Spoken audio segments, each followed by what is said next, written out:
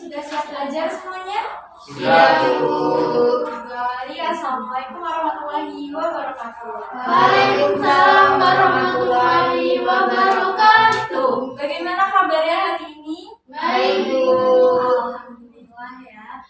Ada yang tidak masuk? Hadir semua, Hadir Bu. semua, hadir semua. Hebat ya, rajin-rajin ya. Baik. Oh iya, belum berdoa ya? Belum. Oke. Kita awali dengan berdoa dulu ya. Berdoa dan percaya masing-masing. Berdoa mulai. Amin. Berdoa selesai. Baik, minggu lalu kita belajar mengenai teks biografi ya. Iya, Bu. Mengenai apa kemarin, struktur dan cirinya. Oke. Nah, hari ini kita lanjutkan belajar mengenai teks biografi. Sebelumnya, ada yang mau membacakan? Mas Arafan mungkin? Anak-anak hidup dan tumbuh sesuai kodratnya sendiri. Pendidik hanya dapat merawat dan menuntun tumbuhnya kodrat itu. Baik, ada yang tahu nggak ini perkataan siapa ya? Siapa? Pendiri Taman Siswa. Muhammad Hatta. Ki Hajar Dewantara. Iya. Jadi anak-anak, kalian itu hidup dan tumbuh sesuai kodrat kalian masing-masing. Pendidik seperti ibu itu hanya dapat merawat dan menuntun tumbuhnya kodrat kalian. Oke, pembelajaran hari ini mengenai kita akan menganalisis aspek makna dan kebahasaan dalam teks biografi. Kemudian nanti kalian akan menceritakan kembali isi teks biografi baik lisan maupun tulis. Nah, tujuan pembelajarannya hari ini dengan metode discovery learning diharapkan kalian mampu untuk menentukan ciri kebahasaan yang terdapat di teks biografi dan menceritakan kembali teks secara lisan maupun tulis yang telah kalian baca atau dengar. Nah, sebelum itu kita mengulas kembali materi yang lalu tentang tentang ciri teks biografi. Ada yang masih ingat cirinya ada 3. Kalau teks biografi itu berdasarkan nyataan atau fakta. Kemudian disajikan dalam bentuk teks Narasi. Kemudian yang terakhir itu yang dijadikan kejadian atau peristiwa yang diceritakan kejadian atau peristiwa penting. Ya, masih ingat ya berarti ya. Nah, yang selanjutnya setelah ciri kemarin kita membahas struktur. Ada 3. Yang pertama mengenai pengenalan itu apa? Disebut kalau pengenalan orientasi. Benar ya. Kemudian yang kedua kejadian penting ya, kejadian atau peristiwa penting. Dan yang terakhir orientasi.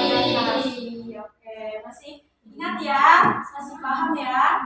Oke, lanjut. Sekarang kita menonton video dulu untuk sebagai gambaran apa saja ciri kebahasaan yang ada dalam teks biografi ya.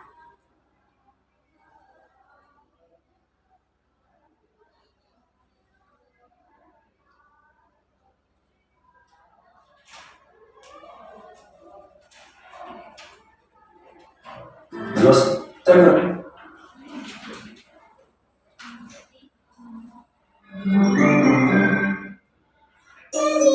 Kenapa sampai lebih begini ya? Dibunyikan pendukung.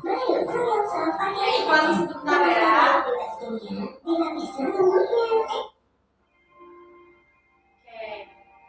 perhatikan ya videonya.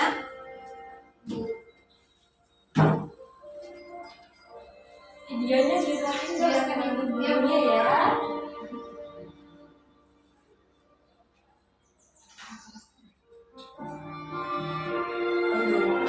Bapak Pendidikan Indonesia.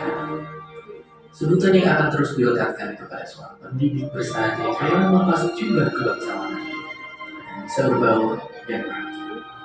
Tapi jarang kita tahu, sebelum menggagas filosofi pendidikan kita, beliau memenuhi langkahnya sebagai seorang aktivis, pejuang, dan wartawan cerdas dan tajam dalam mengkritik kejadian. Dialah Ki Hajar Dewantara. Terakhir di keluarga bangsawan dengan nama Raden Mas Suwardi Suryaningrat. Ia lahir dengan tubuh yang sedikit berbeda. Sampai-sampai sang ayah memberikan nama pena yang lucu buatnya. Namun menurut sahabat sang ayah, bentuk fisik inilah yang menandakan sang bayi yang akan berpengaruh besar nantinya. Sebagai seorang bangsawan muda, Suwardi kecil memiliki hak istimewa yang tidak dimiliki anak lain. Lalu di masa remaja, beliau pun mendapatkan kesempatan untuk bersekolah dokter Batavia secara cukup. Namun dikarenakan tubuh yang sering sakitan, beliau harus tidak naik kelas dan dicabut dari siswanya. Walaupun pencabutan ini juga dicurigai karena politis di Bandung. Tapi gagal menjadi dokter tidak lantas membuatnya hilang arah. Malah ia menemukan kekuatan baru dengan bersenjata, kertas, dan pena. Tulisan-tulisan Suwardi menarik perhatian dua pemuda lainnya yang juga tengah membangun pergerakan, Dr. Cipto dan Bawasdeka. Ketiga orang inilah yang kemudian baku-baku menyebarkan ide Indonesia Merdeka lewat partai politik pertama di Nusantara. Ibarat mendapatkan angin, di sana Suwardi semakin garang mengkritik ketidakadilan menimpa bangsa. Jejaknya, ia menuliskan sebuah kritik tajam tujukan kepada bangsa terjajah. Tulisan yang sangat ironis menyindir perayaan kemerdekaan Belanda di atas tanah sebuah bangsa yang sedang mereka jajah, ongkos yang juga harus dibayar oleh orang-orang tertindas. Merahlah wajah keringat. Suara lantang Suwardi dianggap sudah keterlaluan. Samarkan seperjuangan ide selama itu pun raga mulai biasa. Karena dalam jiwa tidak menyala. Di tengah pengasingan Suwardi justru tercerahkan mengenal gagasan pendidikan dari tokoh-tokoh besar. Ide-ide yang telah hari dan juang bersama. Kembali ke tanah air, jalan terjal masih dihadapi. Suwardi lagi-lagi harus berhadapan dengan pihak pemerintah dunia. Makanya, hari ini ia harus sampai mendekat di penjara. Tapi dari balik jeruji, hatinya gelisah mendengar kabar sang istri mengalami pendarahan parah saat melahirkan anak tiga. Lalu, di sini titik balik. Ada satu kesempatan, sang istri mengingatkan Suwardi janjinya kepada sang agar mau mendidik kaumnya yang masih tertindas. Bagai mendapat ilham, Suwardi pun segera bersiap lahir menjadi sosok yang baru. Ya, ketika bebas, ia lekas mendirikan sebuah sekolah, taman siswa. Sebuah cara perjuangan yang ia pilih untuk memperkuat rakyat dengan senjata terbaik. Pendidikan. Ia juga menanggalkan nama baru, menggantinya dengan nama Pangeran Besar, Ki Hajar Dewantara. Mimpinya sangat besar dan luar biasa. Cita-cita untuk meraih kemerdekaan bukan hanya merdeka dari penjajahan bangsa-bangsa, tapi juga kebodohan yang mencoba. Inilah sumbangsi terbesar yang membuatnya dikenal sebagai Bapak Pendidikan Indonesia. Awal menjajah tidak melulu dengan senjata. Kisah dari seorang dokter yang menjalani coba-coba juga ketika raja mengkritik atau cara pendidikan kita perjuangan itu adalah tentang mimpi yang sama. Tiga dibagi tiga cita-cita pendidikan dinikmati oleh kita semua hingga akhir. Sekarang giliran kita dan cita-cita besar bagi Indonesia. Dan seperti biasa, terima kasih.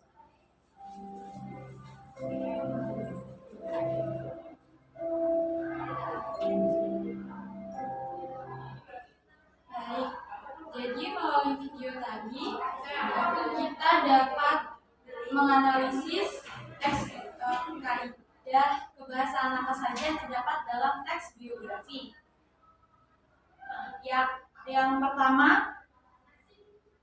Yang pertama itu menggunakan kata ganti orang ketiga atau disebut pronomen. Baik, kemudian kalau kata membaca itu termasuk dalam kata kerja? Tidak. Kemudian kalau kata sifat itu masuk atau disebut dengan kata sifat. Jika ditugaskan itu masuk kata kerja pasif. Kemudian jika mendidik itu termasuk dalam kata kerja aktif. Mental.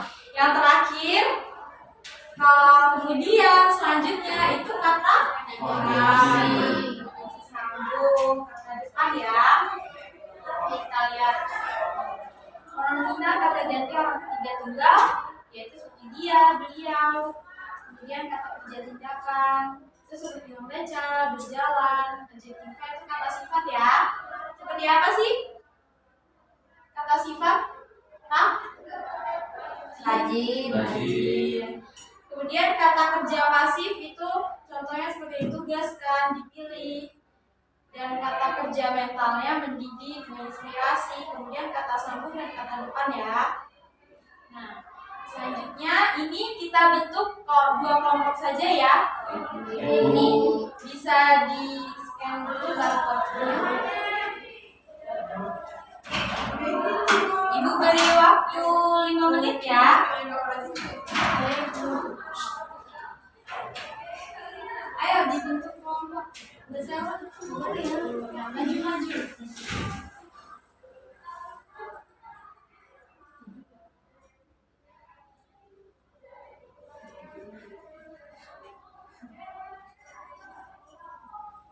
Ya, diskusi dengan teman kelompoknya.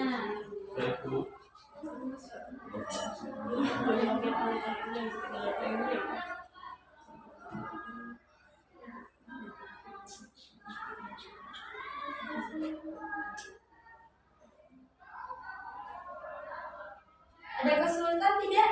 Tidak. Bisa di scan, bisa menycan semua? Bisa.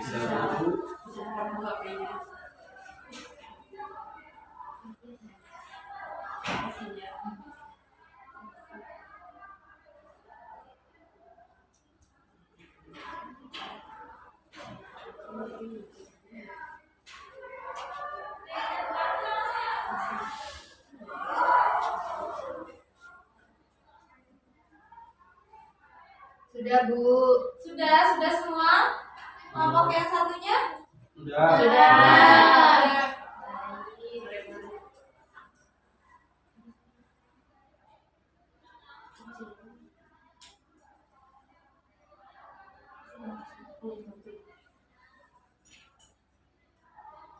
Baik, Ibu minta tolong satu kelompok untuk membacakan ya. Ada yang mau? Kelompok siapa? Boleh. Yuk bertiga maju. Bacakan di depan ya. Kan kemarin kita sudah belajar mengenai struktur. Nah, jadi dibagi ada yang orientasi, kejadian penting, dan reorientasi ya. Ayo maju, kelompoknya Mas Arofan. Bagian yang mana yang ingin dibacakan? Sini, maju sini bertiga. Ya. Mau yang mana?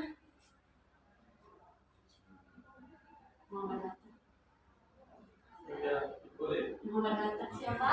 Muhammad Hatta. Oke, silakan dibaca. Dr. Andes Haji Muhammad Hatta atau yang lebih dikenal dengan Bung Hatta adalah wakil presiden pertama Indonesia. Selain itu, beliau juga adalah seorang pejuang, negarawan, dan juga ekonom. Lelaki kelahiran Newport terletak Hindia Belanda, sekarang Bukit Tinggi, Sumatera Barat, Indonesia, 12 Agustus 1902, yang bernama lahir Muhammad Attar merupakan anak kedua dari pasangan Muhammad Jamil dan Siti Saleha. Pada 18 November 1945, Bung Hatta menikah dengan Rahmi Hatta dan setelah 3 hari menikah, mereka pindah dan tinggal di Yogyakarta. Pernikahan mereka dikaruniai 3 orang anak perempuan, yaitu Mutia Faridah Hatta, Gembala Robiah kata dan Khalida Nuriah kata. Ya, selanjutnya mana ini peristiwa penting. Peristiwa penting. Muhammad Hatta menjadi wakil presiden pertama di Indonesia.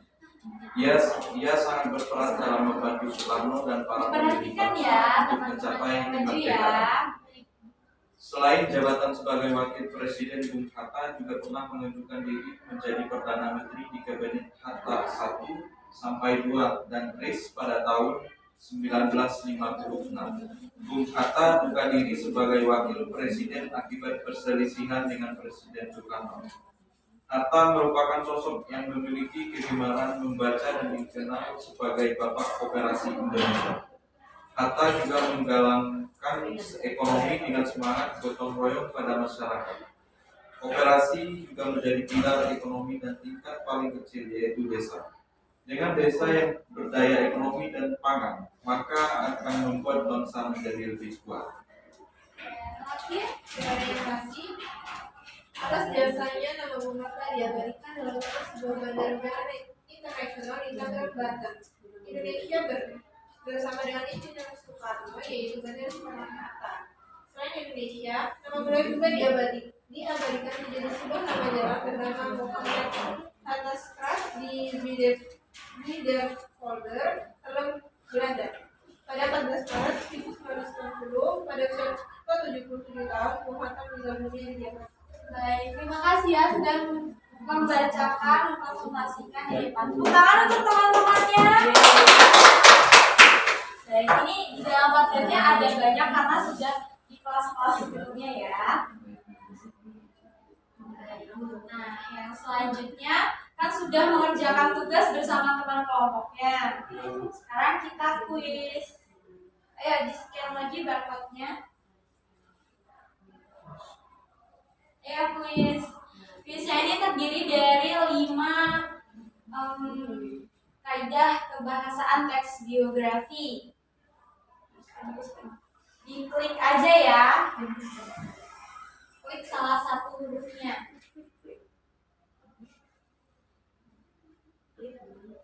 Iya. Waktunya 1 menit, kalian punya 3 nyawa. Sudah, Bu. Kalau salah nanti nyawanya hilang 1. Iya, waktunya 1 menit ya. Sama juga. Ayo, di klik start. Selamat bermain.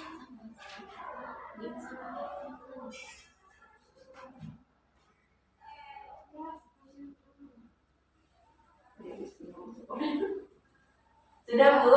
Belum. Sudah, siapa yang benar? 5. Sudah belum?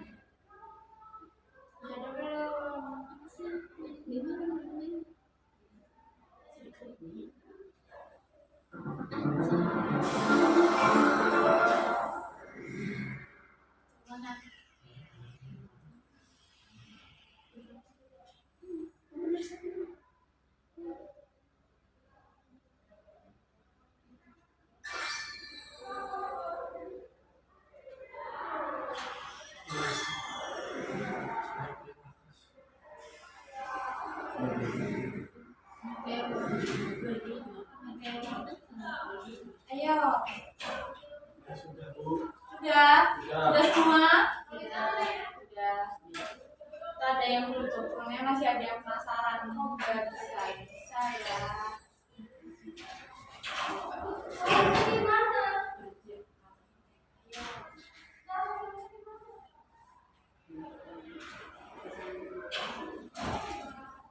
Kalau salah nih.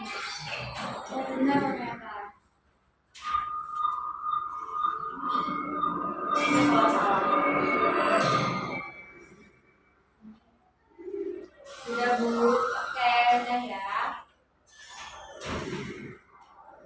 Tadi paling banyak siapa yang benar 5? Ada nggak? Saya, Bu. Woi, hebat banget ya. Berarti sudah paham ya? Jadi, mari kita simpulkan pembelajaran pada hari ini. Tadi kaidah kebahasaan. Nanti lagi ya Mbak mainnya. Kita simpulkan dulu pembelajaran hari ini. Jadi ada kaidah kebahasaan teks biografi ada berapa? Nah, yang pertama tadi apa? Pronomina. Pronomina itu apa? Kata ganti orang ya. Nah, kalau di teks biografi kata ganti orang ketiga seperti apa? Diam. Terus yang kedua kata kerja pasif. Oke. Kata kerja pasif itu seperti apa contohnya? Ditugaskan. Oke, lanjutnya ada kata kerja. Oke, kalau yang mental itu seperti apa contohnya? Mendidik, benar. Kemudian konjungsi, boleh. Itu apa contohnya? Konjungsi? Iya, kemudian selanjutnya ya. Terus ada lagi kata sifat? Rajin. Iya, itu disebut apa kata sifat? Adjektiva. Yang terakhir seperti membaca, itu tadi kata kerja apa? Tindakan. Oke, diingat-ingat lagi ya. Jadi ada 6. Oke. Ada yang membantu Ibu bacakan kesimpulan? Mbak Salon tadi main games terus tuh. Dia suka sama gamesnya. Baik. Bisa maju nggak kalau nggak kelihatan? Oh, udah aja.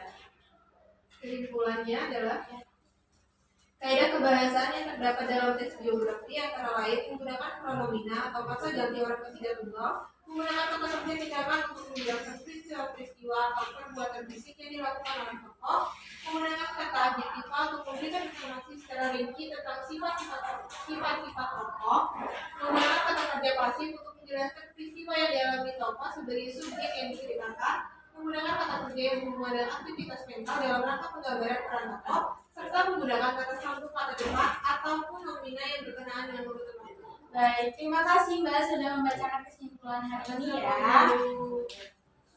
Nah, baik. Jadi pembelajaran hari ini sudah selesai. Terima kasih. Kamu sudah melakukan yang terbaik hari ini. Sampai jumpa di pembelajaran yang selanjutnya. Nah, di pertemuan selanjutnya kita akan membahas mengenai puisi. Jadi Ibu minta tolong kalian untuk menyiapkan salah satu aja puisi ya, teks puisi untuk kita analisis. Oke? Baik, terima kasih. Wassalamualaikum warahmatullahi wabarakatuh. Waalaikumsalam warahmatullahi wabarakatuh.